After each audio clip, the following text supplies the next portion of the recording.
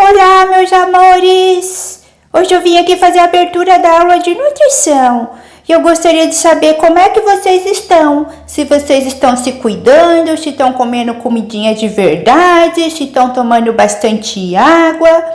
E o tema de hoje vai ser: um chá faz a diferença.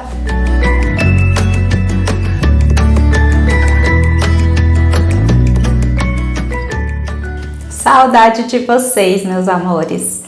Então vamos lá, hoje a gente vai falar um pouquinho dos chás, né? Então o chás, ele é sempre muito bem-vindo. Então, de repente naquele momento que você tá com uma dor, algum desconforto, ou mesmo quando você quer ter aquele chá que eu falo que é o momento do relaxamento, tá? Então ele vai servir tanto para dor, né, quanto para dar uma relaxada. Então ele vai te trazer um bem-estar, um benefício.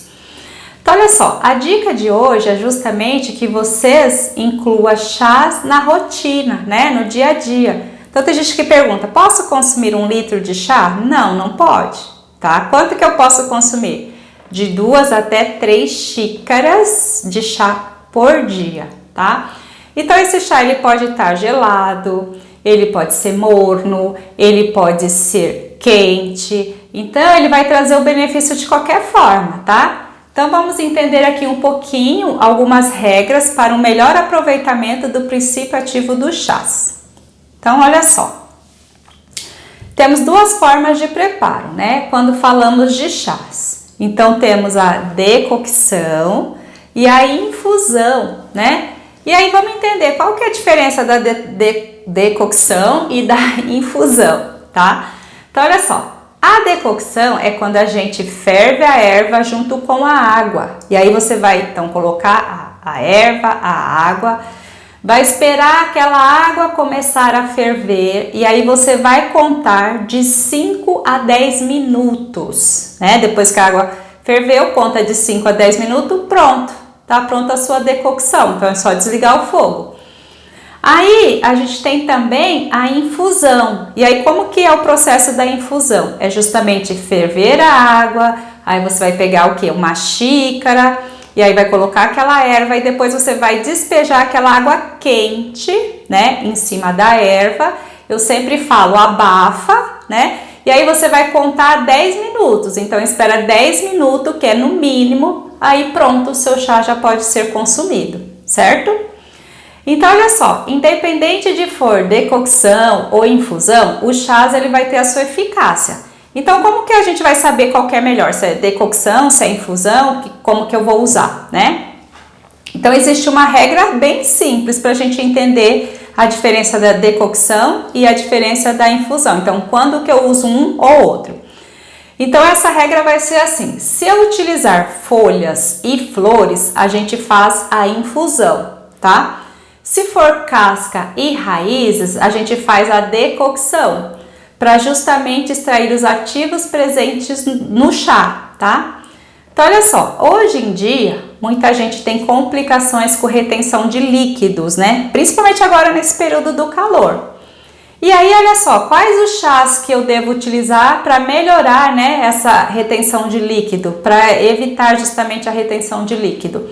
Então, os que eu mais indico aqui no consultório, por exemplo, né, é o chá de cavalinha, o chá de dente de leão, o chá de hibisco, o chá verde ou a associação deles, né? Então, eu posso associar, por exemplo, uma cavalinha mais o dente de leão. Ou então eu posso associar o hibisco mais o chá verde. Então, eu posso estar sempre associando, não tem problema algum, tá? E como é que eu vou fazer então esse chá aí para trazer um benefício para melhorar toda essa retenção hídrica aí? Então eu vou pegar uma xícara de chá, uma medida de xícara, e vou pegar uma colher de sopa daquela erva que eu quero utilizar, tá? Ou então eu sempre falo, pega um punhado, ou você usa a medida base que vai ser sempre uma colher de sopa, tá? Bom, aí eu vou ferver aquela água, vou colocar aquela erva na xícara e vou fazer uma infusão de 10 minutos, tá? Então aí eu abafo e deixo ali 10 minutos. E aí, como que eu devo tomar, né? Justamente a quantidade, a forma que que eu devo tomar para ter um efeito muito mais positivo aí para o corpo ter uma resposta bem significativa. Então a minha indicação é, use sempre o chás um pouco mais longe das refeições, para ele não ficar concorrendo com os nutrientes dos alimentos. Então assim, a gente vai usar ele como um medicamento mesmo, um medicamento natural. Então eu sempre falo, você pode usar, por exemplo, no meio da manhã e no meio da tarde, tá? Então, por exemplo, umas 9, umas 3 ou 4 horas. E se eu quiser tomar 3 xícaras, eu posso pôr no meio da manhã, no meio da tarde e um pouquinho antes do jantar, tá? E aí a gente vai usar isso como um benefício, porque o chá ele vai ter o quê? Os ativos que vai trazer algum benefício para o corpo, tá?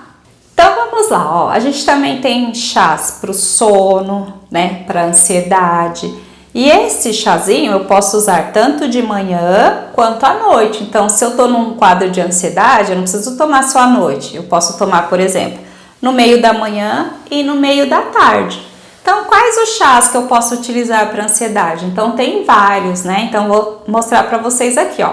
Então, por exemplo, eu posso usar um chá de cúrcuma, mas nesse caso é a raiz da cúrcuma. Eu posso usar a lavanda, a melissa, a camomila, a erva cidreira, o maracujá, nesse caso a gente vai usar a polpa do maracujá e o mulungu, tá? Então, ó, todos esses chás, eles podem ser também associados, né? Principalmente para melhorar, assim, o quadro de ansiedade. Então, um exemplo aqui, ó. Eu posso comprar uma raiz de cúrcuma, aí o que eu vou fazer? Uma decocção. Então, eu corto aquela raiz, coloco na água. Quando começar a ferver, eu conto 10 minutos e aí eu desligo. Tá? E eu posso consumir 2 vezes ao dia, ok? Bom, eu também posso fazer uma infusão, tanto com a melissa, com a camomila e com o maracujá. Também posso fazer uma outra infusão de lavanda, melissa e camomila. Então, lembrando que infusão, geralmente a gente sempre deixa 10 minutinhos, tá? Então, eles são ótimos para ansiedade. Agora, o mulungu, que é uma erva extremamente eficiente, né? Justamente para aumentar o que? A serotonina, a melatonina, e ele vai baixar o seu cortisol, e ainda ele vai fazer o que? Um relaxamento muscular. Então, olha só, se o nosso foco for realmente o sono, então a minha recomendação é 2 horas antes, depois do jantar, faça um chá de mulungu, mais a camomila, mais a melissa. Então, faça um mix de ervas. E aí, o que você vai fazer? Misturou essas ervas, então você vai pegar, né, para uma xícara de água quente, você vai adicionar uma colher de sopa desse mix de ervas. Vai deixar abafadinho por 10 minutos ali, depois você vai consumir esse chazinho, tá?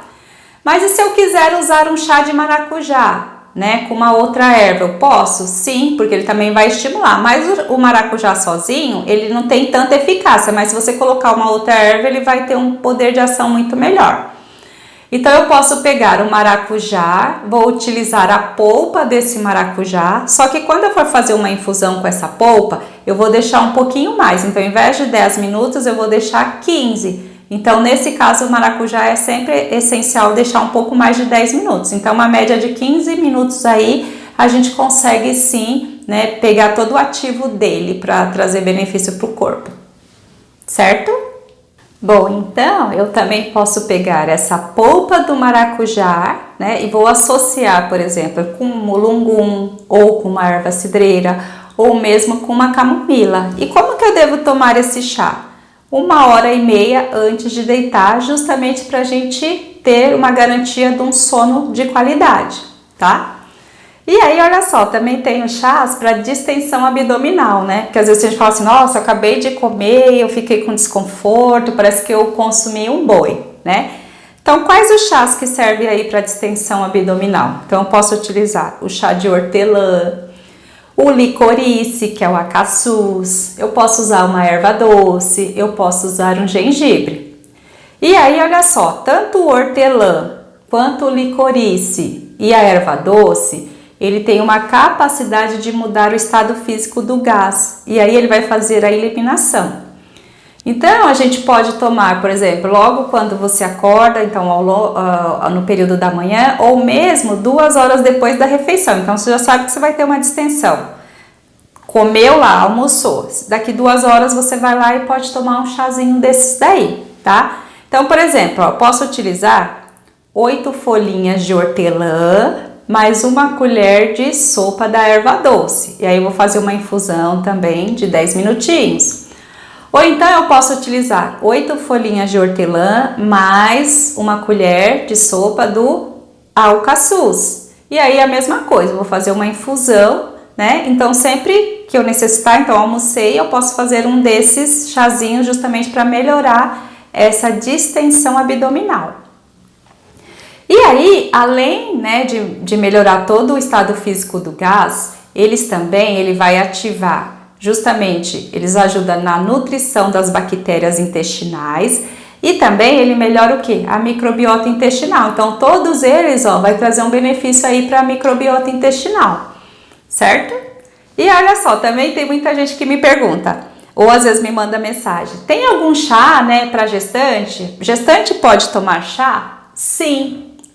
A gestante ela pode tomar chá e tem alguns chás que são indicados, mas não são todos, são poucos. Então, quais os chás que é permitido para gestante? A gente pode consumir o chá de camomila, a melissa, a erva cidreira, a erva doce e o gengibre. Então, a gente só pode consumir esses, os outros não pode. Por que que eu não posso consumir o outro, né? Por que que a gestante ela não pode consumir os outros? Por conta da concentração, né? Porque tem bastante fitoquímicos e esses fitoquímicos, eles podem o quê? Atravessar a barreira placentária e causar uma má formação fetal. Então, por isso que a gente só vai consumir esses daí que eu acabei de falar.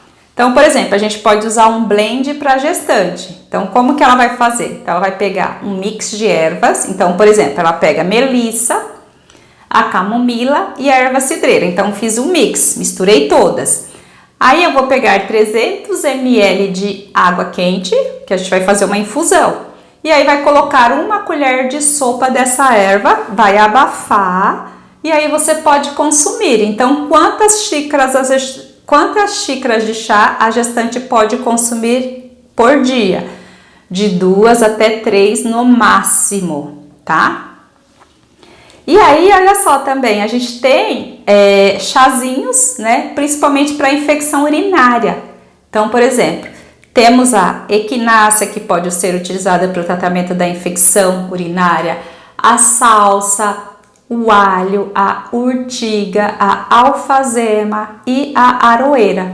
Então, todas essas ervas, elas podem também auxiliar na infecção urinária. Então, por exemplo, né? Então, eu também posso fazer o quê? Né? Uma mistura dessas ervas. E aí, eu vou dar um exemplo aqui de uma mistura, né? Que ela é excelente justamente para tratar essa infecção. Então, vou fazer uma decocção, seguido do quê? De uma infusão. Então, por exemplo, eu vou pegar o alho. Então, eu vou precisar de um dente de alho, tá? E vou precisar de uma xícara de água, para a gente ter uma ideia de medidas. E vou precisar de uma medida de colher de chá, né, da erva. Então, por exemplo, a receita é um alho amassado. Aí eu vou pegar esse alho amassado e vou ferver por 10 minutinhos. Fervi, a água começou a ferver, né? Eu espero, conto 10 minutos, desligo o fogo. Aí eu vou pegar 1 colher de sopa do quê? Da equinácea. E vou colocar lá e vou fazer uma infusão. Então, vou abafar e deixar por 10 minutos. E aí, depois eu posso consumir. Então, o ideal é você consumir também de 2 até 3 xícaras ao longo do dia, certo? Bom, então eu vou ficando por aqui. Vou deixando um grande beijo.